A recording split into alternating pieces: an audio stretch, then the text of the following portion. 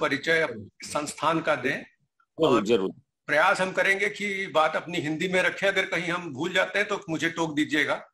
तो ये एक स्वायत्त शासी संस्था है और इसका मुख्य उद्देश्य विश्वविद्यालयों में इस प्रकार की सुविधा सभी जगह पर उपलब्ध नहीं कराई जा सकती, इसलिए इस एक्सेलरेटर को, और हमारे पास कुल 7 एक्सेलरेटर्स हैं, और आपने नाम सुना होगा आजकल विशेष करके जब से ये हिग्स बोसॉन की बात सुनना शुरू किया हम लोगों ने, लाइट हेड्रॉन कोलाइडर की बात शुरू की, तो उसी का एक छोटा रूप है, वो गीगा इलेक्ट्रॉन वोल्ट में है, ये मेगा इलेक्ट्रॉन वोल्ट में है, और ये है देश भर के रिसर्चर्स के लिए। हमारे पास करीब करीब 700 से ज्यादा रिसर्चर्स हैं, रिसर्च ग्रुप्स हैं जो हमारे साथ आके काम करते हैं, और 40 विदेशों के लोग रिसर्च ग्रुप्स। और ये फैसिलिटी 24 घंटे चलती है। मुझे इस बात को बताने में प्रसन्नता हो रही है कि जब कोविड के दौरान लॉकडाउन लगा था, उसको छोड़ करके हमारा सेंटर अनवरत रूप से कार्य करता रहा है।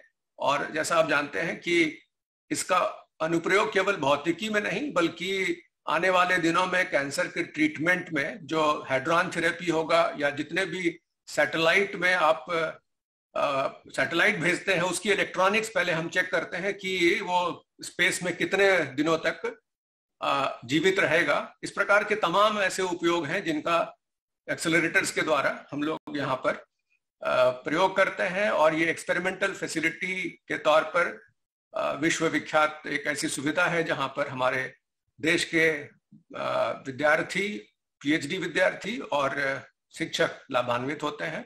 2000 से अधिक बच्चों ने हमारे यहाँ से पीएचडी की है। अब हम आपका ध्यान आकृष्ट करते हैं, जो मेरे समक्ष आज विषय दिया गया है, वो है रिस्पॉन्सिबिलिटी। रिस्पॉन्सिबिलिटी के प्रति हम कितने सजग हैं। तो एक उदाहरण हम आपको यहाँ दे रहे हैं। यह केविन कार्टर और सिल्वा नाम के 2 फोटोग्राफर थे, और ये फोटोग्राफ बहुत ही चर्चित हुआ था, और इसके लिए उस फोटोग्राफर को 1994 में पुलित्जर प्राइज मिला। यह एक ऐसा दुर्भिक्ष के समय का चित्र है जब आप देख रहे होंगे कि मालनरिश्ड एक कुपोषित बच्ची खाने की तरफ आगे बढ़ रही है, पीछे से एक गिद्ध उसकी तरफ है, और गिद्ध डिस्टर्ब ना हो इसलिए उस फोटोग्राफर ने ऐसी पोजीशन अपनी सेट की, 20 मिनट तक उसने वल्चर को, इस गिद्ध को चेज किया, जिससे कि बहुत अच्छी फोटो वो निकाल सके, जिससे कि वह पुलित्जर प्राइज प्राप्त कर सके, और उसमें वो सफल हुआ।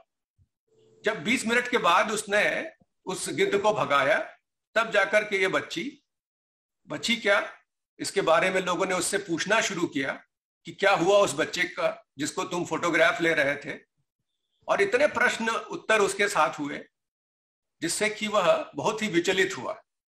और आप जानते हैं कि ये इस प्रकार के जो सेंसेशनल फोटोग्राफ्स होते हैं, या किसी न्यूज को हम लोग इतना सेंसेशनल बनाते हैं, संवेदनशील बना देते हैं कि लोग उसको देखें, सुने, लाइक करें, लेकिन भूल जाते हैं। तो किसी व्यक्ति ने उसको फोन करके पूछा कि ये बताओ कि जब तुम फोटो खींच रहे थे कितने गिद्ध थे वहां पर।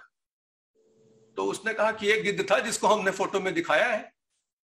तो उस आदमी ने कहा कि नहीं नहीं नहीं, एक नहीं 2 थे वहां पर, और तुम भूल रहे हो, एक गिद्ध और था। उसको ये बात उस समय तो समझ में नहीं आई, लेकिन उसने जब बाद में इस पर विचार किया तो उसको लगा कि जो कार्य वो गिद्ध कर रहा था वही तो हम भी कर रहे थे। इसकी जब उसको ग्लानि हुई तो उस ग्लानि के 3 महीने बाद उसने आत्महत्या कर ली।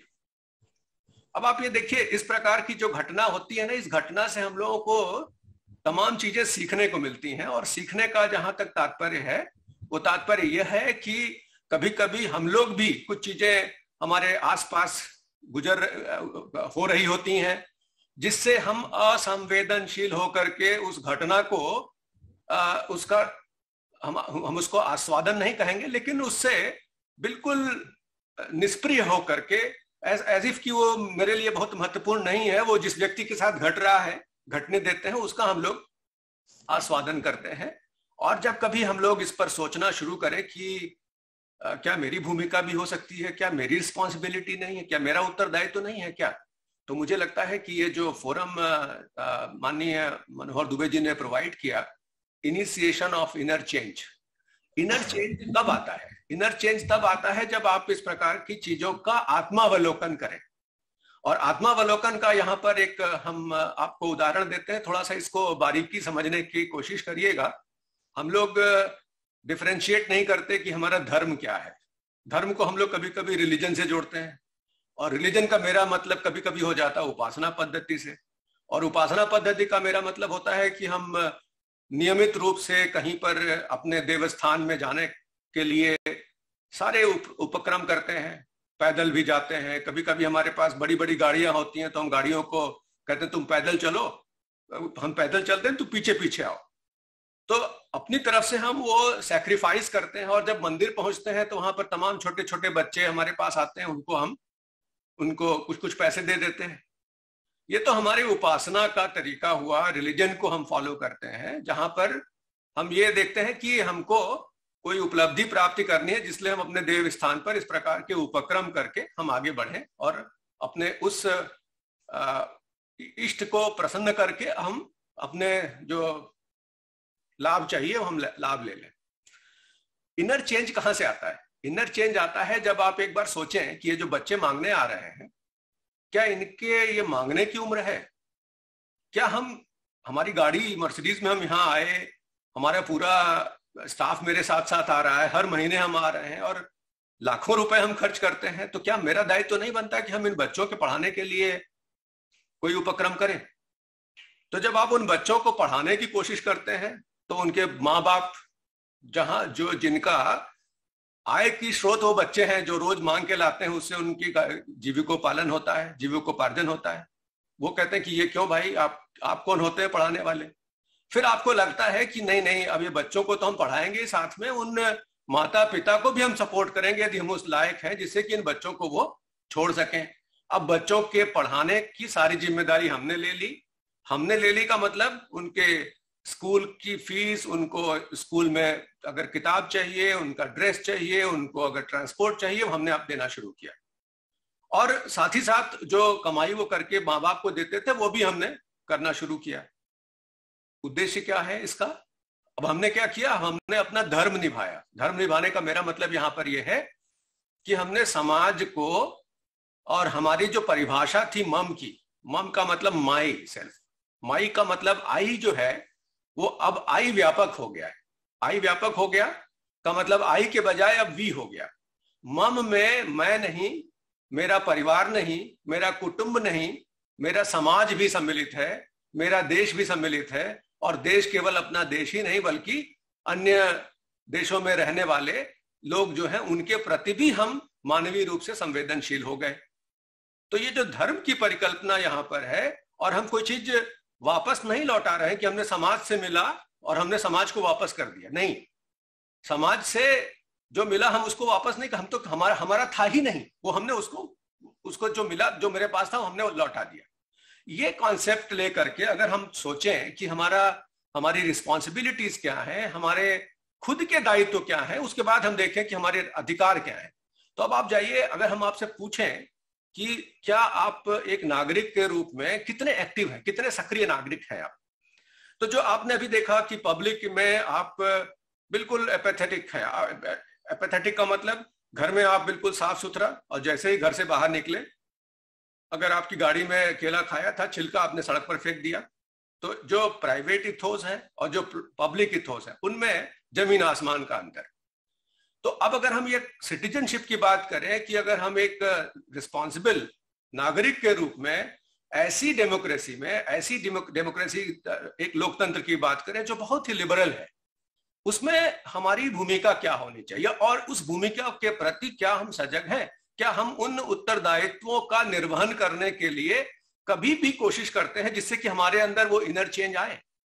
इन बातों को ध्यान में रखने के लिए कुछ बिंदु है जिनको कि हम कॉन्सेप्ट के रूप में सिटीजनशिप के लिए आपके समक्ष रखते हैं। एक है इकोनॉमिक सिटीजनशिप। इकोनॉमिक सिटीजनशिप का मतलब कि जो सौदा होता है उसको बिना एनवायरनमेंट को हार्म पहुंचाए, ये जो पारिस्थितिकी है, जो आपके आसपास पर्यावरण है, इसको बिना हार्म पहुंचाए, बिना नुकसान पहुंचाए, ऐसे वस्तुओं का हम ट्रेड करें।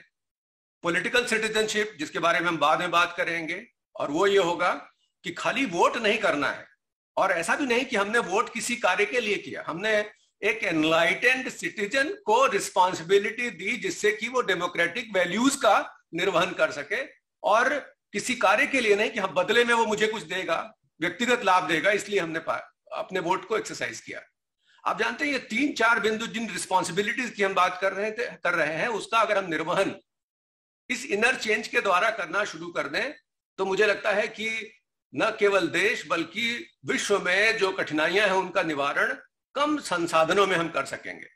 और जहां तक सक्रिय नागरिकता का प्रश्न है वो ये है कि हम दूसरों के अधिकारों की रक्षा करें और दूसरों के अधिकार जो पर्यावरण के प्रति हैं उनको ध्यान में रखें। तो ये 3-4 बिंदु हैं, हम आपसे प्रश्न पूछना चाहेंगे और इसके बाद कुछ ऑब्जर्वेशंस भी हैं, प्रेक्षण भी हैं जो आपके साथ शेयर करेंगे।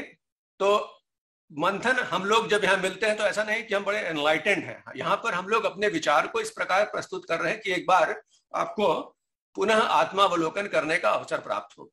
और इन सब चीजों को अगर हम मिला दें तो अक्सर ये होता है कि आपके फोन पर, आपके कंप्यूटर पर, और जब आप खाना खा रहे होते हैं, जब कभी आप रेस्तरां में जाते हैं, वहां पर आपने ढेर सारा खाना मंगा लिया और खाना मंगाने के बाद आप छोड़ देते हैं, वहां पर पेट्रोल भर रहे होते हैं अपने टैंक में, गाड़ी के डीजल में आप इस्तेमाल कर रहे हो, तो आप क्या करते हैं? आप कहीं ना कहीं पार्टी बनते हैं दूसरे लोगों का जो कि हैव नॉट्स वाले हैं, जिनके पास नहीं है, उनके एक्सप्लॉयटेशन के साथ आप जुड़ते हैं। ये बात हम लोगों के दिमाग में नहीं रहता।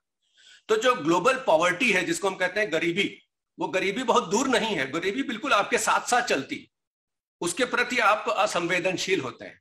और यही कारण है कि जो आपके जीवन का अभिन्न अंग है, डेली एक्सिस्टेंस का पार्ट है, ग्लोबल पॉवर्टी, उससे हम अनभिज्ञ हो गए क्योंकि हमने as a responsible citizen, global citizen के तौर पर अपना कार्य नहीं किया। और आपने देखा कि जो बच्चे किन्हीं कारणों से मर रहे हो उनका दोष क्या है? अगर उनको भूख के कारण, बीमारी के कारण, तो ये जिम्मेदारी किसी उस व्यक्ति की नहीं जिसने उसको पैदा किया है। अगर वो पैदा हो ही गया है तो हमारी भी जिम्मेदारी बनती है। और जो विभिन्न प्रकार के डिस्क्रिमिनेशंस हैं बड़े बड़े उन लोकतांत्रिक देशों में जहां पर हम असंवेदनशील हो जाते हैं रंग के आधार पर, जाति के आधार पर, जहां पर ये भूल जाते हैं कि जो ह्यूमन वैल्यूज हैं, जो मानवाधिकार है, जो मानव के मूल्य हैं, वो हमको संचालित करने चाहिए, न कि मेरा स्वयं का ग्रीड। तो ये इंपॉर्टेंट बात है। और आप देखिए कि राइट्स और ड्यूटीज, हमेशा हम लोग कोर्ट में पहुंचते हैं या कहीं भी बात करते हैं तो अपने अधिकारों की बात ही करते हैं। अधिकार और कर्तव्य दोनों एक सिक्के के दो पहलू हैं। एक तरफ अगर अधिकार है तो सिक्के का जो दूसरा हिस्सा है वहां पर आपके कर्तव्य दोनों साथ साथ जुड़े होते हैं, दे आर ऑल कोरिलेटेड। और जब भी किसी राइट की बात करें, किसी अधिकार की बात करें, तो उसके साथ साथ लगा हुआ एक कर्तव्य होता है, और अगर किसी कर्तव्य की बात करें तो उसके साथ लगा हुआ एक अधिकार है। तो किसी भी व्यक्ति के लिए दूसरे व्यक्ति का जो ड्यूटी है, अधिकार है, उनके बीच में अन्योन्य संबंध है, म्यूचुअल एक रिलेशनशिप एक्सिस्ट करता है। जब तक इस बात को हम नहीं समझेंगे तब तक इस लोकतांत्रिक वैल्यू को और हमारी जो परफॉर्मेंस है एज ए सिटीजन वो अर्थहीन हो जाएगी। और यही कारण है कि हमको अपने अधिकारों के बारे में यदि हम सचेत हैं, अपने आस्थाओं के प्रति, अपने विचारों के प्रति, तो दूसरों के बारे में भी हमको चिंता करनी चाहिए। अगर हम अपने को एजुकेटेड मानते हैं कि हम पढ़े लिखे शिक्षित हैं, तो हमको ये भी पता होना चाहिए कि हमारी कम्युनिटी में, हमारे समाज में हमारी भूमिका क्या होनी चाहिए, पर्यावरण को हमको बचाने के लिए हमको क्या करना चाहिए, और आवश्यक हो तो जिस संविधान से हम लोग संचालित हो रहे हो उस संविधान को बचाने के लिए हम आगे आए, नियमों का जो रूल्स है, लॉ है, उनको हम पालन करें, और अपने जो ड्यूज हैं, जो चाहे वो इनकम टैक्स हो, चाहे वो जीएसटी हो, चाहे किसी भी प्रकार के कर हैं, उनका हमको समय से उनका समाधान करना चाहिए। और जितने भी डेमोक्रेटिक प्रोसेसेस हैं पिछले कई वर्षों से, कई दशकों से, ये मुख्य समस्या है कि माइनॉरिटी वोट पोल करके मेजॉरिटी में गवर्नमेंट बन जाती। माइनॉरिटी वोट का मतलब आपका 100% वोट पोलिंग नहीं है, 33% वोट ही लोग करते हैं और बाकी 60% या उससे अधिक नंबर ऑफ सीट्स पा जाते हैं। ये स्वस्थ लोकतांत्रिक परंपरा का द्योतक नहीं है। तो राइट्स एंड ड्यूटीज, जो आपके रिस्पॉन्सिबिलिटीज का एक प्रकार से अभिन्न अंग है, वो ये है कि हम किसी के पावर का इस्तेमाल करें कुछ करने के लिए, तो वो जो है फिजिकल नहीं है कि हम किसी को हाथ से पकड़ करके, वो एक तरह से मॉरल पावर है, नैतिक वैल्यूज है, जो किसी एक व्यक्ति का है या कुछ लोगों के समूह का है, और जिसका कि आदर करना हम सबकी अनिवार्यता है। तो राइट तभी राइट बनेगा। राइट का मतलब, यहाँ राइट का दो अर्थों में प्रयोग है। आपके अधिकार तभी सही माने जाएंगे जब आप दूसरों के अधिकारों को वैल्यू करेंगे, उनको मानेंगे, और यहीं से फिर आपकी ऑब्लिगेशन, ड्यूटी के प्रति, उस कर्तव्यों के प्रति और उस लीगल एंटिटी के प्रति आपकी प्रतिबद्धता बढ़ेगी, जो आपको कुछ करने के लिए अधिकार देता है और साथ ही साथ आपको उन अधिकारों को प्रयोग करने का अधिकार देता है।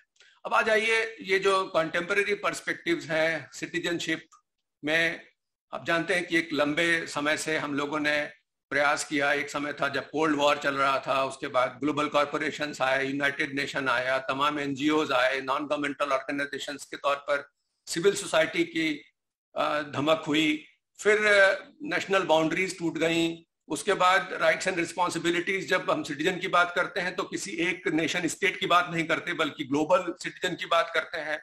ये नया कॉन्सेप्ट जो आया वो कहीं कहीं लगता है कि फ्लॉड है, गड़बड़ है। यदि हम उन मूल्यों को जो कि अनिवार्य हैं उनको इसमें इंक्लूड ना करें, तो ग्लोबल सिटीजनशिप का जो अर्थ है वह कहीं ना कहीं से वो अपने असली मूल्य में नहीं आता। अब अगर हम इसको लिंक करें इन सभी डेफिनेशंस को, और कैसे हम अपने को उन अधिकारों के प्रति, उन कर्तव्यों के प्रति हमारी रिस्पॉन्सिबिलिटी क्या है, एक ब्रॉडर कंसेप्ट में देखें कि एक ग्लोबल सिटीजनशिप के रूप में हमारी भूमिका क्या है। हम एक ह्यूमन एजेंट के तौर पर, ऐसा नहीं है कि आप हमसे पूछें कि साहब आप अकेले क्या कर सकते हैं। हम सभी अकेले सब एक चेंज ला सकते हैं, और मुझे लगता है कि जो इनर चेंज का ये जो सेंटर है, ये कहीं इसी के अराउंड पिवोटेड है कि we can make a difference if we exercise our rights in taking action.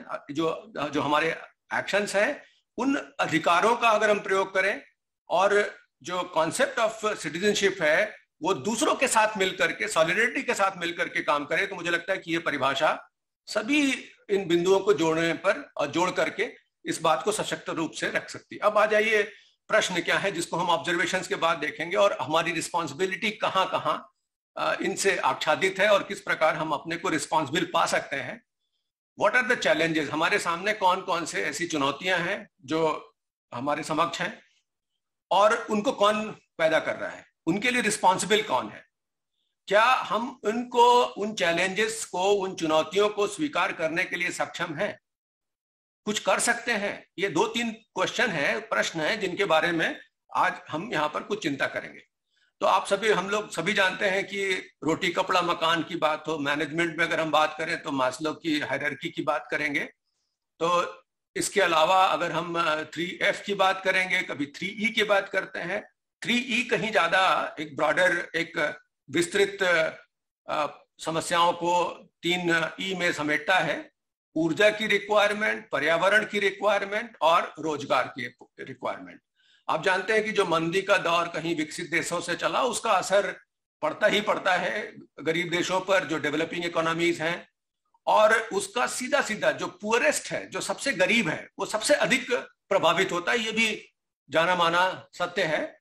जो अमीर है उसके ऊपर उसका प्रभाव कम पड़ेगा। और आप सबने देखा होगा, जब कोविड के दौरान विस्थापन होना शुरू हुआ, उस विस्थापन में जिसके पास एश्योर्ड सप्लाई थी फूड ग्रेन की, वो घर में बैठा हुआ था, और बेचारे मजदूर एक जगह से दूसरी जगह जा रहे थे। जिन लोगों ने उस समय उनकी मानवता को, अपनी मानवता के प्रति सचेत थे, उन्होंने जाकर के उनको हेल्प किया जहां जहां जरूरत पड़ी। लेकिन कितने लोग हम में ऐसे हैं जिन्होंने उन रिस्पॉन्सिबिलिटीज को समझा। एक विशेष बात यह भी है कि यूनाइटेड नेशंस ने मिलेनियम डेवलपमेंट गोल्स के तौर पर उनको सबको रेखांकित किया है, उन सभी जो हमारे समक्ष चुनौतियां हैं। और वो केवल स्टैटिस्टिक्स नहीं है, बल्कि अब वो हमने उसको एक वास्तविक समस्या के तौर पर उसको सामने रखने की कोशिश की है और ढेर सारे देश उन चुनौतियों को निपटने के लिए प्रयास कर रहे हैं। तो जो अभी हमने इस बात की, इसका जो सारांश ये है कि इनइक्वालिटीज, असमानता बढ़ रही है, यानी कि ऐसे दो ग्रुप में मानवता बट गई है जिसमें एक ग्रुप के पास हैव है, दूसरे के पास हैव नॉट्स है, यानी कि एक के पास बहुत कुछ है और एक के पास कुछ भी नहीं है। दूसरे प्रकार की भी एक तरह से इनइक्वालिटी है, वो है नॉलेज डिवाइड का। एक संपन्न है इन द सेंस कि उसके पास सभी प्रकार का ज्ञान है। ज्ञान का मतलब कि वो अपने कार्य करने के लिए उसको सूचना भी समय से मिल रही है। और जहां ऐसा है, जहां भी इस प्रकार की डिवाइड होंगे, जहां पर इनइक्वालिटीज बढ़ेंगी, वहां पर आप हमेशा ये मानेंगे कि वर्ल्ड जो है, जो संसार है, वहां पर वो शांति में नहीं रहेगा, वहां पर ट्रबल्ड वर्ल्ड की ही परिकल्पना कर सकते हैं। दूसरी बात, कंजम्पशन। कई बार प्रोफेसर पीयूष रंजन अग्रवाल जी भी इसके बारे में बात करते हैं कि जब हम लोग पैदा हुए, पले बढ़े, वो सोसाइटी जो थी वो स्कैरसिटी की थी। हम लोगों के पास उतने संसाधन नहीं थे, किसी तरह से 4-5 लोग मिल करके शेयर करके अपना काम चलाते थे। आज के समय में आप देखते हैं कि गैलपिंग कंजम्पशन बढ़ गया। किसी के पास एक मोबाइल में दो सिम, 2-3 मोबाइल, और मोबाइल में भी आप देखेंगे कि स्मार्टफोन है। और उसका संदर्भ ये हुआ कि जब एक व्यक्ति ढेर सारे संसाधनों का उपयोग करेगा तो जो संसाधन है वो, उनकी परिभाषा यही होती है कि संसाधन हमेशा स्केर्स होते हैं, बहुत ही अल्प होते हैं, उनकी मात्रा कम होती है। तो जब आप और ज्यादा कंजम्पशन बढ़ाएंगे, इसका मतलब कि संसाधन का धीरे धीरे उनका डिप्लीशन होगा, वो अवक्षय होगा, वो समाप्त की तरफ जाएंगे। और किसके बलबूते पर हम ये सब करते हैं संसाधनों का दोहन? वो होता है हमारा प्लेनेट। और इस पृथ्वी पर अब आप देख रहे होंगे कि ये प्लेनेट खुद ही स्ट्रेस सिग्नल भेज रहा है कि आप हमको बचाओ। क्यों बचाओ? क्योंकि आप कहीं भी चले जाइए, किसी भी शहर में चले जाइए, आपको ये एक सामान्य सा चित्र है कि किसी भी वाटर बॉडी में आप देखेंगे कहीं पर प्लास्टिक पड़ा हुआ है, तो कहीं पर गंदा पानी आ रहा है, तो कहीं पर आप वाटर बॉडीज के बारे में जिसको हम मानते थे कि ये निर्मल है, अविरल है, वो सारी बातें अब परिभाषा के तौर पर हैं। शायद नाली, जो नदियां हैं वो नाले में कन्वर्ट हो गई हैं, और नाले में भी कन्वर्ट होने से भी बदतर हालत है। विशेष करके जब हम दिल्ली में हैं, यहाँ पर यमुना के पास चले जाइए तो आपको लगता है कि आप कहाँ आ गए। और ये सभी नदियों के बारे में ये कमोबेश स्थिति यही है। दूसरी बात, जब पराली कहीं जलती है, जब कहीं पर एक्स्ट्रा पोल्यूशन क्रिएट होता है, एयर क्वालिटी इंडेक्स, तो आप तो जिस शहर में रहते होंगे वहां पर, विशेष करके भोपाल में, तो वहां पर तो झीलों का शहर है, वहां पर सफाई बहुत है। बगल में इंदौर है जो नंबर 1 आता है। हमारा जो शहर है, यहाँ पर हम लोग AQI पढ़ते हैं तो लिखा था मोस्ट डेंजरस। उस दिन हम लोग यहाँ पर सांस लेने के लिए स्ट्रगल करते हैं। और ये ऐसा नहीं है कि यहीं पर है, ये विदेशों में, बड़े सिटीज में, अपने देश में भी। और इसका एक ही कारण है कि ओवर कंजम्पशन, और ओवर कंजम्पशन इतना है कि अनसस्टेनेबिलिटी के तौर पे जा रहे हैं। और आप देखिए, इसी के साथ हमने इनको क्लब किया है। इसका कारण क्या है? कहीं कहीं विषमता है, असमानता है। अगर हम देखें कि किस प्रकार से विज्ञान में प्रगति हुई, तो जैसे हम लोग पैसा जमा करते हैं खाते में, तो 5% या 7% का अगर चक्रवृद्धि ब्याज मिलता है तो हमको पता है कितने वर्ष बाद हमारा पैसा दुगना हो जाएगा। उसी प्रकार जो विज्ञान में प्रगति थी वो 7% प्रति वर्ष के हिसाब से हुआ, और हर 10-15 साल पर डबल हो गई प्रगति।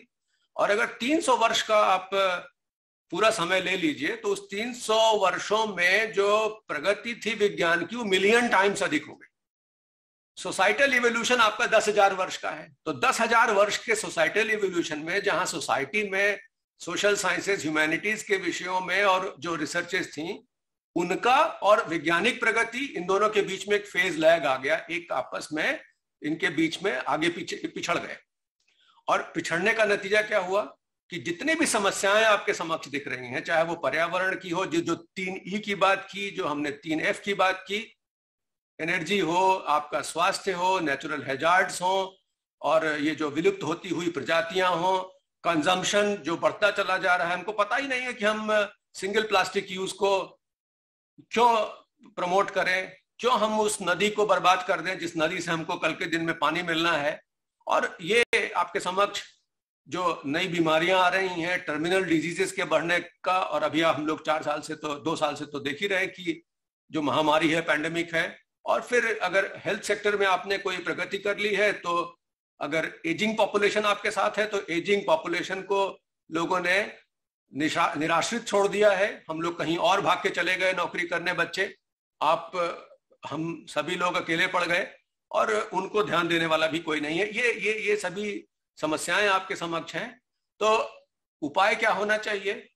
Responsibility as a responsible citizen, बजाय इसके कि कोई घटना घट जाए, दुर्घटना घट जाए और उसको हम जाएं, उसको रिपेयर करें और बाद में पश्चाताप करें कि अरे तो पहले किया होता ठीक हो जाता, के बजाय हम अपने इनर चेंज को एक्टिवेट करें। इनर चेंज को एक्टिवेट करने का मेरा मानना है कि अपने को प्रिपेयर करें उन चुनौतियों के प्रति जहां हमारी भूमिका, जहां हमारा योगदान सार्थक हो सकता है, उसको प्रिवेंट करने के लिए, उसको रोकने के लिए, वो घटना न घटने पाए। और ये घटना न घटने पाए इसके लिए 3-4 लेवल हैं प्रिपेयर्डनेस के, तैयारी के। हमारी भूमिका ये भी हो सकती है, अगर हम ये माने कि साहब हमारे पास अर्थ नहीं है, हमारे पास संसाधन नहीं है, तो हम अवेयरनेस फैला सकते हैं, लोगों को बता सकते हैं, सही सूचना, जो इंफॉर्मेशन डिवाइड है, नॉलेज डिवाइड है, उसको पाट सकते हैं, लोगों को सेंसिटाइज कर सकते हैं जो असंवेदनशील हैं। कि अभी हमने देखा चौराहे पर भिक्षा मांगते हुए बच्चों को, और हम आगे बढ़ गए। हो सकता है कि 5 रुपए 10 रुपए निकाल के उनको दे दिया, लेकिन वो बच्चे क्या एक्सप्लॉइटेड बच्चे हैं? क्या उन बच्चों का कोई रखवाली कर रहा है, या उन बच्चों का प्रयोग करके वो कोई इनकम जनरेट कर रहा है? इसके बारे में आप सभी जानते होंगे, हर चौराहे से आप गुजरते होंगे। और दिल्ली शहर में मुझे भी जाके देखना होता है और आंख मूंद करके निकलना पड़ता है जब कोई खटखट कर रहा हो गाड़ी में, छोटे बच्चे करतब दिखा रहे हो। कौन करेगा? किसकी रिस्पॉन्सिबिलिटी है? तीसरी इंपॉर्टेंट बात, कैपेसिटी बिल्डिंग। और कैपेसिटी बिल्डिंग किस प्रकार होगी, इसके बारे में भी हम आपका ध्यान आकृष्ट करेंगे। तो जो हमारे पैटर्न्स हैं, इसको हम कैसे एनालाइज करें, ये जो हमने अभी बताया आपको कि जो परसेप्शन है, इस इंफॉर्मेशन को करना है, नॉलेज की अवेयरनेस की बात करें, ओपिनियन और एटीट्यूड बिल्ड करना, लोगों को इनिशिएट करना जिससे वो सोशल एक्शन के लिए आए और एक तरह से कारक बने चेंज का। केवल ये ना मान ले कि हाँ होता है, सुना है, के बजाय वो एक कारक के तौर पर, और कारक कौन सा? जो परिवर्तन का कारक बनने की रिस्पॉन्सिबिलिटी लेने के लिए तैयार हो, उसको हम आगे ले आए। और ये कार्य इस फोरम के द्वारा भी, और ये फोरम ऐसा है जिसको कि हम यहाँ पर न्यूक्लियर, इस सेंटर का नाम पहले न्यूक्लियर साइंस सेंटर था, जिसको आगे चल करके कतिपय कारणों से जब पोखरण का ब्लास्ट हुआ तो हमने इसका नाम IUAC कर दिया। कई कारण थे। तो एक नाभिकीय विखंडन की क्रिया होती है कि आप एक न्यूट्रॉन से किसी न्यूक्लियस को तोड़ें तो वो चेन रिएक्शन होता है, उसको आप रोक नहीं सकते, उसको बोलते हैं न्यूक्लियर बॉम्ब हो गया। तो ये न्यूक्लियर बॉम्ब होना चाहिए यहाँ पर, कि हमने यहाँ पर आपके मन में इनर चेंज के लिए एक अलग जगाई, तो आप एक पोटेंशियल एजेंट के तौर पर आगे इस कड़ी को इस तरह ले जाएं जो कि मल्टीप्लाई करता चला जाए, और मल्टीप्लाई करते करते आपकी रीच, आखिरी छोर पर खड़ा हुआ व्यक्ति भी इससे छूट ना सके। और यही हम लोगों का सोशल इनोवेशन कहलाएगा। आने वाले दिनों में जो नवाचार है, विशेष करके सामाजिक नवाचार को इस दिशा में हम ले जा सकते हैं, प्रोवाइडेड, अब कोई भी फोरम आप दे दीजिए, कोई भी फ्रेम ऑफ रेफरेंस दे दीजिए। हमने यहाँ पर इनर चेंज की बात की है, उसी तरह से आप कोई भी फ्रेम ऑफ रेफरेंस दे करके बेसलाइन चेंज कर दीजिए, किसी एक विषय पर फोकस कर लीजिए, और उस फोकस को करते हुए प्रत्येक व्यक्ति यदि ये ठान ले कि हमको कारक बनना है चेंज का, तो वो निश्चित रूप से अपने रोल को निभा सकेगा, रिलेशंस बिल्ड कर सकेगा, और ऐसे नॉर्म्स पैदा करेगा जिसके कारण से एक्टिवेटेड वैल्यूज आपके समाज में आए और यह अन्योन्य हो जाए, जिससे कि और आप इंफॉर्मेशन जनरेट करें, जिससे लोग और उसको अच्छे से, उस संवेदनशीलता की, उस मानवता की जो संवेदनशीलता है, वो भी ऐसा नहीं है कि एक दिन में विकास हुई। संवेदना का विकास एक लंबे समय से चल रहा है, और आने वाले दिनों में और भी विकास हो सके। ये तब हो सकेगा जब हम जो परसीव्ड हमारा सोशल एक्शन के कारण हमारे एटीट्यूड्स हैं, ओपिनियंस हैं, अवेयरनेस है वो बदलेगा तो हम आप देखते होंगे कि तमाम चीजें अब बदली हैं। शायद हम जब छोटे थे तो अपने पिताजी के पास जाके खड़े होकर के बात करने में मुझे संकोच होता था, लेकिन जब हमारे बेडरूम में टेलीविजन घुस गया तो उसके बाद हम लोग चीजों को बात करने लगे, एक दूसरे से उस लेवल की बात करने लगे जो पहले संभव नहीं था। तो आने वाले दिनों में जो चेंजेस होते हैं उससे परसेप्शन भी बदलता है और अकॉर्डिंगली हम लोग आगे जा सकते हैं। अब हम आपको ले जाते हैं, जैसे हमने पर्यावरण की चिंता की बात की, तो पर्यावरण की चिंता में हम आपको पर्यावरण से रिलेटेड कुछ बिंदु दिखाएंगे। उसमें आपसे जानना चाहेंगे कि आप कितने रिस्पॉन्सिबल हैं, इन काम को आप करते हैं या मान लेते हैं कि टेकन फॉर ग्रांटेड, ये तो कोई करता ही होगा। क्लाइमेट चेंज जो जलवायु परिवर्तन है, जो जिसको हम ग्लोबल वार्मिंग के तौर पर आईपीसीसी ने एक नोबेल प्राइज पा करके उसको ड्रामेटाइज भी किया। उस समय के जो वाइस प्रेसिडेंट थे अल गोरे, उसका भी एक पर्सपेक्टिव था कि तमाम लोग, जैसे आज के समय में वैक्सीन हेसिटेंसी है कि हम वैक्सीन क्यों लगवाएं। देश में हमारे तो कम है, लेकिन अमेरिका में साइंटिफिक मुद्दों पर भी पार्टी पॉलिटिक्स में ये मुद्दे बटे हुए होते हैं। एक पार्टी मानती है कि ये क्लाइमेट चेंज रियल है, कोई कहता कि ये नहीं है ना। तो ऐसी स्थिति में जब क्लाइमेट चेंज अब एक रियल स्ट्रेस बस्ट के तौर पर आ रहा है तो उसको बस्ट कैसे किया जाए, स्ट्रेसर के तौर पर कैसे आ रहा है कि जहां पर जल का स्तर बढ़ रहा है, तमाम कंट्रीज डूब रही हैं, जल प्लावन की स्थिति उत्पन्न हो रही है, एक्सट्रीम वेदर इवेंट्स हो रहे हैं, बादल की फटने की घटना बढ़ रही है और अचानक पूरा गांव साफ हो जा रहा है। तो गांव साफ होने का मतलब कि आपको विस्थापित होना पड़ेगा, रिफ्यूजी होना पड़ेगा। तो जो क्लाइमेट रिफ्यूजी है उनकी संख्या आने वाले दिनों में बढ़ने वाली है। अब अगर उसकी तैयारी हम अभी से नहीं करें तो हमारे यहाँ भी जो कोस्टल एरियाज हैं वहां पर इस तरह की चुनौतियां हमको अब खटखट दस्तक देने लगी हैं। तो क्लाइमेट चेंज एक ऐसा स्ट्रांग मोटिवेशन है जहां पर हमको प्रिवेंटिव स्टेप्स अब लेने चाहिए और हमको एक चेंज एक्टर के तौर पर इसको काम करना चाहिए। और ये सिक्योरिटी थ्रेट भी है। आपको लगेगा सिक्योरिटी थ्रेट क्यों है, कोई बॉम्ब तो है नहीं। क्योंकि ये क्लाइमेट की वजह से कहीं पर लोकल कोई अतिवृष्टि हुई और अतिवृष्टि की वजह से अधिक वो गांव साफ हुआ, ऐसा नहीं है। आप देखेंगे तो इस बात को बताने के लिए तमाम सिक्योरिटी एजेंसीज हैं, तमाम ऑर्गेनाइजेशन है जो इसको बताते हैं कि इनडायरेक्ट इफेक्ट्स जो क्लाइमेट चेंज के हैं और जो नेचुरल डिसास्टर्स हो रहे हैं, कितने लोग विस्थापित हो रहे हैं, कितने का नुकसान हो रहा है, उस नुकसान के कारण जो सेंस ऑफ सेल्फ है, जैसे हम गांव छोड़ करके आए तो हमने जाकर कहीं झुग्गी झोपड़ी में रहना शुरू किया। जब झुग्गी झोपड़ी में रहना शुरू किया तो हम अपने परिवार से कट गए, अपने समाज से कट गए, हम अपने संस्कृति से कट गए। तो जो लॉस ऑफ प्लेस है, डिसरप्शन ऑफ प्लेस बॉन्ड्स हैं, ऑक्यूपेशन हमारा गांव में अगर कृषि थी उससे छूट गए, हमारी लाइफस्टाइल बदल गई। दिन भर हम दिहाड़ी की मजदूरी करते हैं, अपने बच्चों को नहीं मिल पाते। जो ऑटोनॉमी है हमारी चली गई।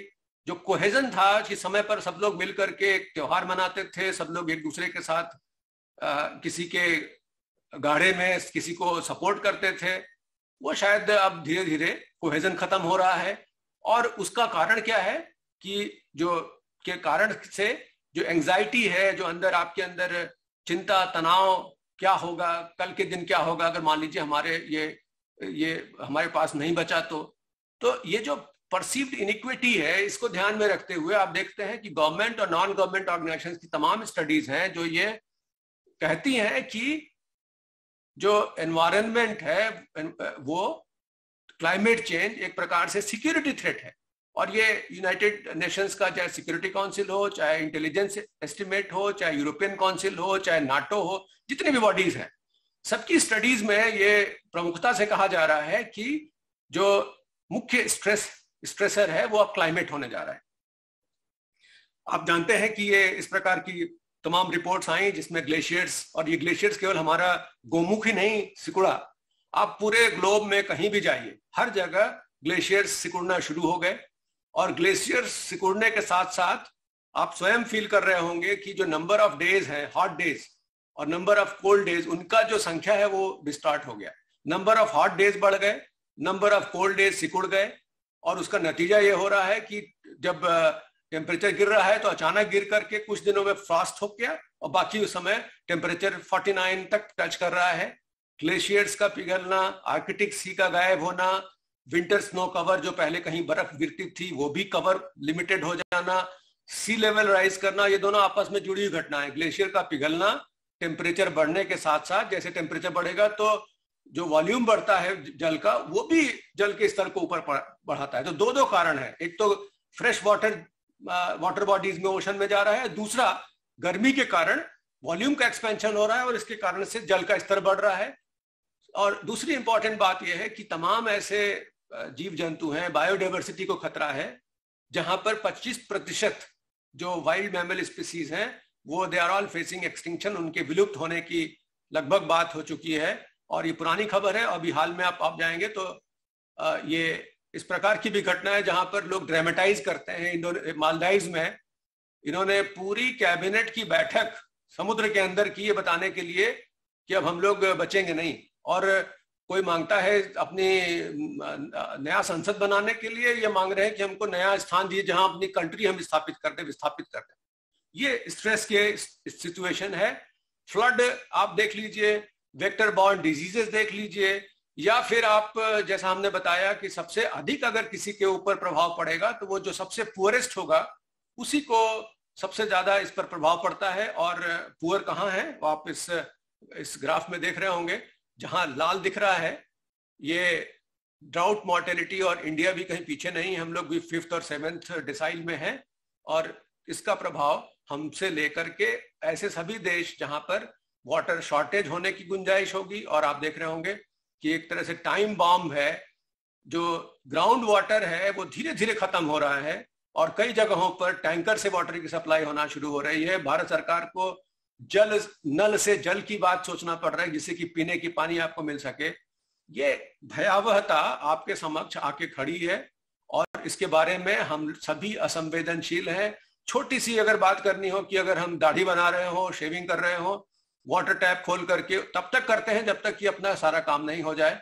उसको बकेट में रख करके, चाहे वो नदी में स्नान करना हो या वाटर टब में घुसना हो या फिर मग्गे से नहाना हो, किसमें आप पानी बचा सकते हैं उसके बारे में चिंता नहीं है। ये कुछ रिस्पॉन्सिबिलिटीज हैं आपकी। अब ये रिस्पॉन्सिबिलिटीज में आप खुद आत्मावलोकन करिए कि इनमें कौन कौन सी ऐसी रिस्पॉन्सिबिलिटीज हैं जिनका निर्वहन आप करते हैं। फॉर एग्जाम्पल, दिल्ली में जैम लगता है, पब्लिक ट्रांसपोर्ट का उपयोग लोग कम करते हैं। हर गाड़ी में आप देखेंगे कि एक ड्राइवर होगा और सैकड़ों की तादाद में गाड़ियां किसी न किसी फ्लाईओवर पर क्लॉग्ड होंगी। वॉक करना हो, बाइक से जाना हो, कार का पूल करना हो, टायर में हवा भरना हो, सब ढंग का कार खरीदनी हो तो कौन सी कार खरीदी जाए जिसमें कि हाइब्रिड हो, इलेक्ट्रिक हो, ये ट्रैवल के पॉइंट ऑफ व्यू से है। ग्रीन पावर, क्या आपने अपने छत पर सोलर पैनल लगाया? क्या आपके यहाँ जो बल्ब थे पुराने वाले इनकैंडेसेंट बल्ब, उसके बजाय आपने एलईडी के लैंप लगाए? क्या अभी भी आप अपना कपड़ा जो है वो ड्रायर में सुखाते हैं? भारतवर्ष जैसे देश में जहां पर अबंडेंस ऑफ सनलाइट हो कि आप अगर भूल जाए थोड़ी देर के लिए कपड़ा फैलाना तो वो आपके बाथरूम में ही सूख जाएगा, उसके बाद भी आप ड्रायर में कपड़ा सुखाते हो। जो सोलर वाटर हीटर का प्रयोग करते हो, इंसुलेशन, कमरा आपका एयर कंडीशन है और खिड़की खुली हुई है जहां से लीकेज हो रहा है। खाना लोकल फूड से ना खा करके लोकल मार्केट से आप सामान ना खरीद करके मॉल में खरीदेंगे जहां पर महीनों तक एनर्जी के कंजम्पशन के द्वारा उसको फ्रोजन करके रखा जाता है, स्टेल बना दिया जाता है, लेकिन आप वहां से खरीदेंगे जहां पर आपको सुविधाजनक होगा। So you are not going to buy fresh food. When you are not going to buy fresh food, you are not supporting the poor people. You are not, एक तरह से आप संवेदनशील नहीं है उस व्यक्ति के लिए कि जो रोज पैदा करके अपनी जीविकोपार्जन कर रहा है, बजाय इसके कि आप कहीं और जाते हैं। जंक मेल एक छोटा सा उदाहरण है। इतने जंक मेल आते हैं, आप उसको कैंसिल नहीं करते, उसको पढ़ना चाहते हैं। डॉक्टर साहब, हमारा थोड़ा सा समय देखेंगे, आप थोड़ा ज्यादा हो रहा है डॉक्टर साहब, प्लीज। ठीक है, बस हम खत्म कर रहे हैं सर। तो हम इसको अब यहाँ पर लास्ट स्लाइड है, हम बाकी जो पॉइंट्स हैं उनको कभी और अवसर मिलेगा। तो जो व्यापक परिभाषा है उस परिभाषा को हम सबके लिए कि सभी लोग सुखी हों, सभी लोग एक, it is the respect to others that should be taken into confidence, and also we should have this kind of always in our mind.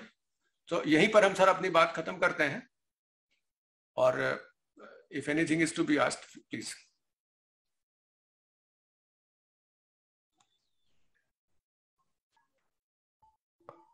Ramesh, आप आगे आएंगे कुछ, क्योंकि थोड़ा समय ज्यादा हुआ, लेकिन फिर भी हम लोग करीब 5 से 7 प्रश्न जरूर लेंगे। आप दर्शकों को आमंत्रित करें। रमेश, लगता है रमेश जी नहीं है, तो हमारे सभी साथियों से अनुरोध है कि वो डॉक्टर साहब से, आज उन्होंने एक बहुत ही अद्भुत हम सबके सामने बात रखी है, और इसमें हम आप सबसे चाहते हैं कि आप कोई भी प्रश्न करना चाहते हो डॉक्टर पांडे से, तो आप अपना प्रश्न रखें, हैंड रेस करें। सर अनम्यूट नहीं हो पा रहा था, सॉरी सर। जी सर, सभी को प्रणाम। जो भी अपनी बात रखना चाहते हैं हमारे पार्टिसिपेंट्स, हमारे सभी साथी, वो जरूर अपनी बात सर से शेयर कर सकते हैं। सभी का स्वागत है हमारे साथियों का। सीधे आप अनम्यूट कर सकते हैं, सब अनम्यूट का ऑप्शन खुला हुआ है, या हैंड रेस कर सकते हैं, जैसा भी आप चाहें। क्योंकि आज हमने जिम्मेवारी पर जो बात की है, बड़ी ही गहरी बात आपने रखी है, कि सबसे महत्वपूर्ण बात आपने कही है कि सिविक सेंस जब नहीं होगा तो फिर हम यूं ही पिछड़ते रहेंगे। अमेरिका जैसे देश में दवाइयों पर बहस होती है, कानूनों पर बहस होती है, क्योंकि सिविक सेंस उतना लेवल का है। हमारे यहाँ अंधानुकरण हो रहा है।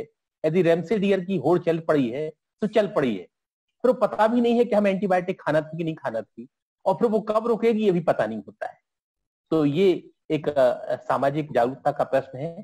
हर जगह के सोशल स्टेटस में फर्क है। हम अपने साथियों को चाहेंगे। आलोक गोयल जी ने हाथ उठाया है।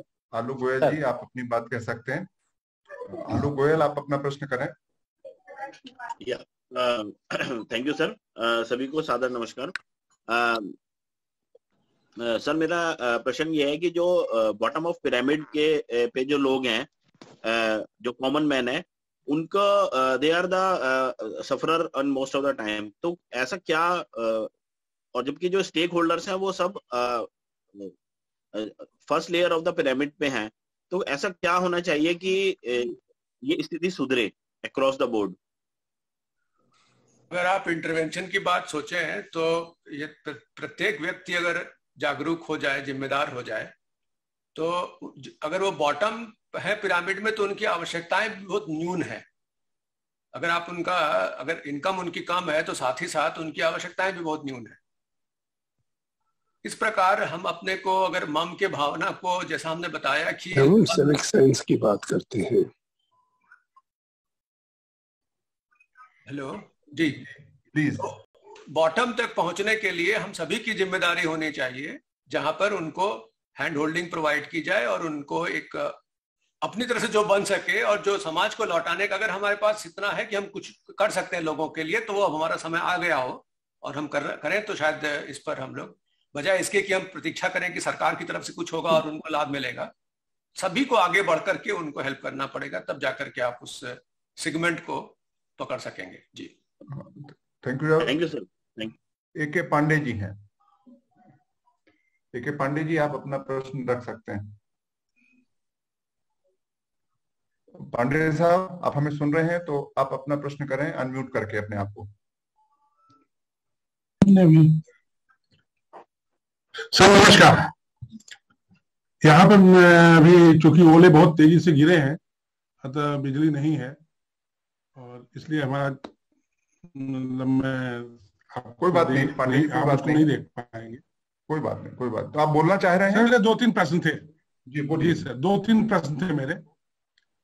पहला प्रश्न तो नहीं था, एक तरह से बात कहनी थी केवल कि जो भी आपने पर्यावरण की समस्याएं बताई, उनके कारण कई हैं। इसमें एक प्रमुख कारण है जनसंख्या का विस्फोट। आपने कहा है साइंस जो है 7% की इंक्रीज पाता है पर ईयर, और जनसंख्या जो है दुगनी हो जाती है। दुगनी तो खैर नहीं होती है, बहुत तेजी से बढ़ती है। आज अगर हम 145 करोड़ की जगह पे 45 करोड़ होते तो हमारी समस्याएं बहुत सारी कम होती।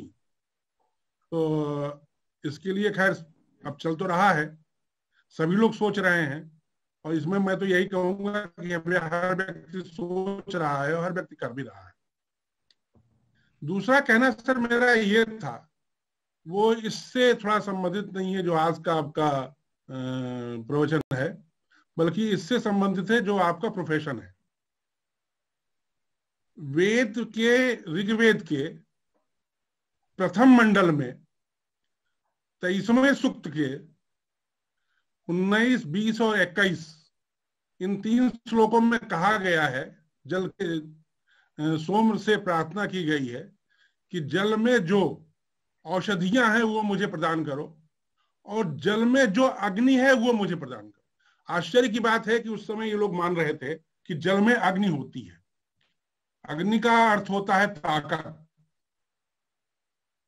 और मद्रास में ऐसा मैंने व्यक्तिगत रूप से तो नहीं देखा है, लेकिन कहा गया है कि जल से मोटरसाइकिल, कार वगैरह चलाने का भी उन लोगों ने कुछ कार्य किया है। अर्थात जल में कुछ ना कुछ तो ताकत इस तरह की है। और आपका चूंकि एक रिसर्च का है, तो इस फील्ड में अगर आप कुछ बता सकें हमें कि क्या चल रहा है तो कृपा होगी आपकी। जी, तो जैसे आपने बताया ना कि जो पुराने समय में हमारे पास जो चिंतन की परंपरा थी और किसी कारण से वो विच्छिन्न हो गई, तो जो हमारा इंडिया मेट्रोलॉजी डिपार्टमेंट मौसम भवन है, उसका जो ध्येय वाक्य है वो है आदित्य जायते वृष्टि। आदित्य जायते वृष्टि का प्रश्न का मतलब ये हुआ कि सूर्य के कारण वर्षा होती है। इसका मतलब कि जो हम लोगों ने आज इतने दिनों बाद जा करके पूरा वाटर साइकिल समझा, उन्होंने एक सूत्र में बता दिया। अब आप कहिए कि जल में औषधीय गुण है, तो गंगा के जल में, और ये रिसर्च भी हो चुकी है कि गंगा का जल आप रखिए और गंगा के जल को आप उबाल दीजिए, उबालने के बाद उसको फिल्टर पेपर से छान दीजिए। आप मिली क्यू, जो सबसे प्योरेस्ट फॉर्म होता है जो हम बनाते हैं लेबोरेटरी में, उसका पानी ले लीजिए, उसको भी छान लीजिए डिफरेंट माइक्रोन के फिल्टर से, उसको भी बॉयल कर दीजिए और सब रख दीजिए एक साथ में, तो आप देखेंगे कि गंगा का जल सड़ता नहीं है। इसका मतलब जो डेलो वायरस की जब कोई बात है ना कोई चीज वहां पर है जो कि उसको सड़ने से रोकता है। मिली क्यू के वाटर में भी इन्फेक्शन, उसमें भी ग्रोथ हो जा रहा है। दूसरी बात, जहां तक पुराने समय में देखा जाए तो एक जो हाइड्रो इलेक्ट्रिक पावर है कि जल के अंदर बिजली है, तो उसके काइनेटिक एनर्जी को आप बदल करके, पोटेंशियल एनर्जी को काइनेटिक एनर्जी बदल करके आप विद्युत पैदा करते थे। आज का जो हमारा ज्ञान है वो ये है कि अगर हम H2O को तोड़ दें हाइड्रोजन के रूप में, तो उस हाइड्रोजन का उपयोग आप ऊर्जा के रूप में कर सकते हैं, फ्यूल सेल के रूप में कर सकते हैं।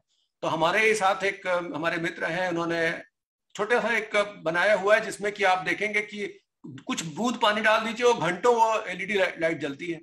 तो ये जो चिंतन का बात थी ना, जो बाद में चल के उसको टेक्नोलॉजी में परिवर्तन हुआ, मुझे नहीं पता कि उस बीच में डिस्कनेक्ट क्या थे, समाप्त हो गया, लुप्त हो गया, लेकिन आप उनका उसका सूत्र पाएंगे वहां पर, जो आज हम उसको निकटता से देख पा रहे हैं, कर पा रहे हैं। तो ये हम आपको बता सकते थे कि जहां तक हाइड्रोजन एनर्जी का प्रश्न है, इलेक्ट्रोलिसिस से H2O को तोड़ करके हाइड्रोजन उत्पन्न करके आप बिजली पैदा कर सकते हैं और आप पानी से गाड़ी, मोटरसाइकिल चला सकते हैं। वो और तो कोई नहीं, बल्कि BHU में ये बात ON श्रीवास्तव जी अब नहीं है, उन्होंने भी इसका करके दिखाया था। तो अब उस दिशा में कार्य हो रहा है और बहुत जल्दी आप उस तरह के फ्यूल सेल्स की बात देखेंगे। जी, धन्यवाद सर। Thank you sir. हमारे एक साथी पूछना चाहते हैं कि हमें विकास को भी देखना होगा और हमें पर्यावरणीय संतुलन को भी देखना होगा, तो दोनों में संतुलन हम कैसे बना पाएंगे, क्योंकि दोनों की दिशाएं तो अलग अलग है। तो विकास, अगर आप, हमने पहले ही इस बात की चिंता की, जो 3E की बात की या 3F की बात की, सस्टेनेबल की बात हम करते हैं। अब अगर आप ये सोचिए कि सिंगल यूज प्लास्टिक का हम उपयोग करेंगे या हम ऐसी चीजें बताएंगे जो कि डिग्रेडेबल नहीं है, ऐसा विकास जो विनाश का कारण बने, उस विकास को हम नहीं चाहते।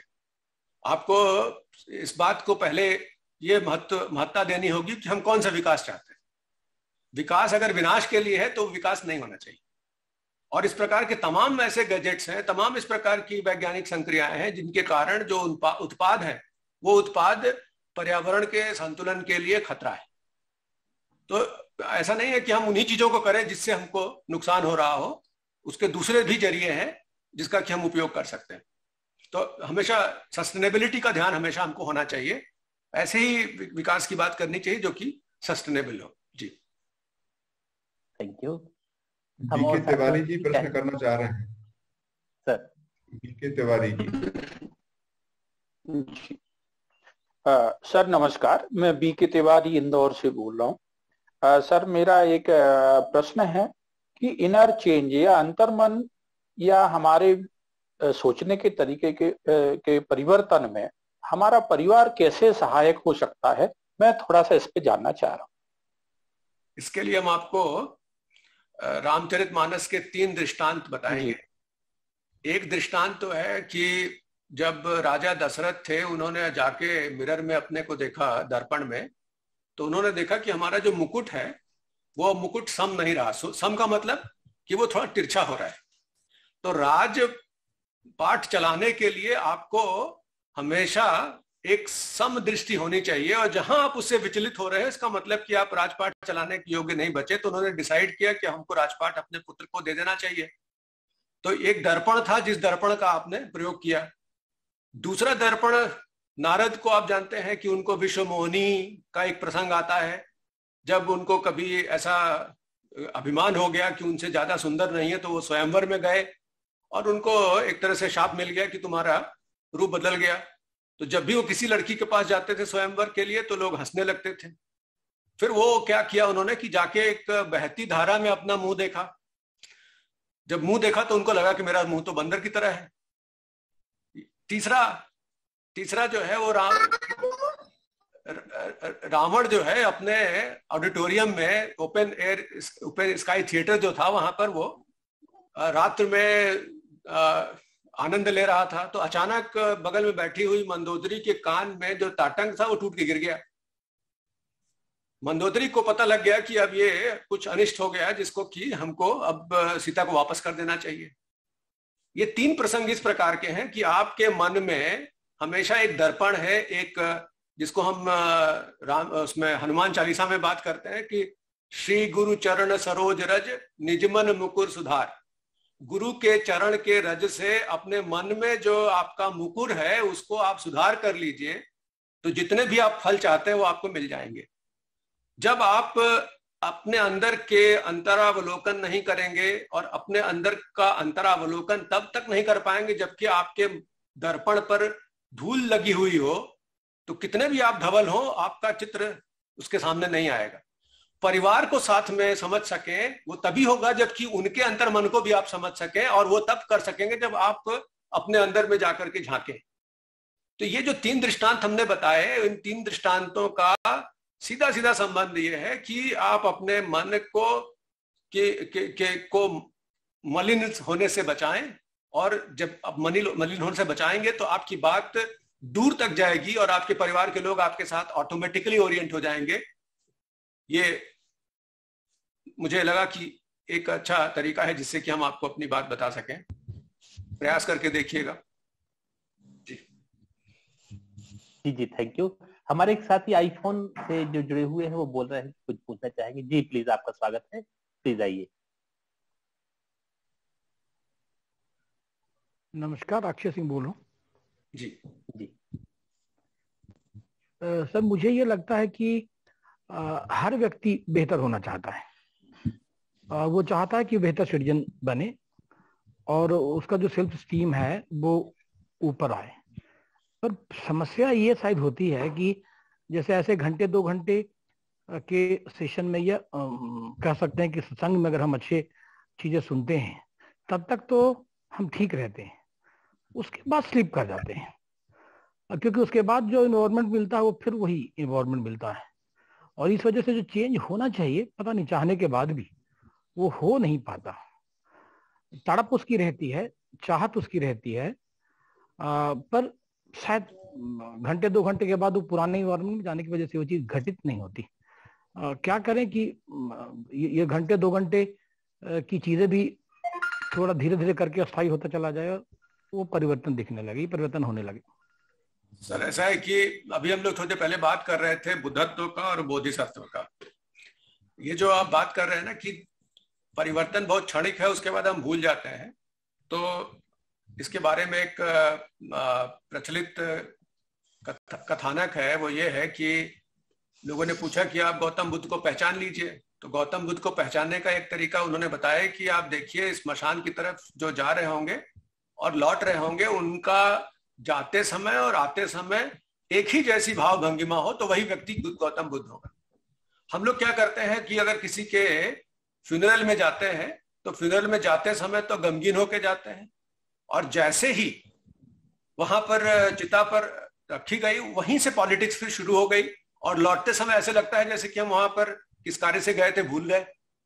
तो ये अभ्यास, एक पीक आता है आपके उसमें, और वो पीक कितनी देर तक सस्टेन करता है, ये एक दिन का प्रयास नहीं है। इनर चेंज के लिए आपको सतत प्रयत्नशील रहना चाहिए, जिससे वो पीक हमेशा बना रहे और आप बुद्धत्व को प्राप्त हो, न कि बोधिसत्व की तरह एक पीक आया थोड़ी देर के लिए और आप एनलाइटन हुए, फिर आप अपने पुरानी परंपरा में फिर से सम्मिलित हो गए। तो जो प्रयास है वो प्रयास लगातार होना चाहिए, और लगातार होने के कारण आप देखेंगे कि वो इनर चेंज एक तरह से परमानेंसी की तरफ जाएगा, और परमानेंसी की तरफ जाने के लिए कई ऐसे बिंदु हैं जिनको कि हमेशा आपको याद रखना पड़ेगा।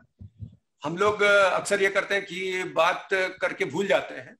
तो एक आपके आसपास घटने वाली घटनाएं, आपके आसपास जो हम लोग तमाम रिचुअल्स करते हैं जिनका अर्थ नहीं समझते, जिनकी प्रासंगिकता नहीं समझते, हम लोग एक रंगोली बनाते हैं और उस रंगोली को बिगाड़ देते हैं। रंगोली को बनाना बिगाड़ना केवल इस बात का द्योतक है कि एक तरह से डॉक्ट्राइन ऑफ इम्परमानेंस है। इम्परमानेंस का मतलब कि कोई भी चीज आपके जीवन में परमानेंट नहीं है, except one thing, the universal truth that whosoever has come shall go, which we forget. तो मुझे लगता है कि ये जो आपका प्रश्न है वो उसके साथ जुड़ा हुआ है कि आप करत करत अभ्यास की बात आप कर रहे हैं कि इसके लिए लगातार आप करिए, और ये आपका खुद का नेचर हो जाएगा, बजाय इसके कि थोड़ी देर के लिए आप सत्संग में रहेंगे, वहां पर आपका मन अच्छा रहा, उसके बाद फिर जैसे बाहर निकले फिर आपका ध्यान भटक गया। प्रयास करिए, हमारी शुभकामनाएं आपके साथ हैं, आपको सफलता मिलेगी।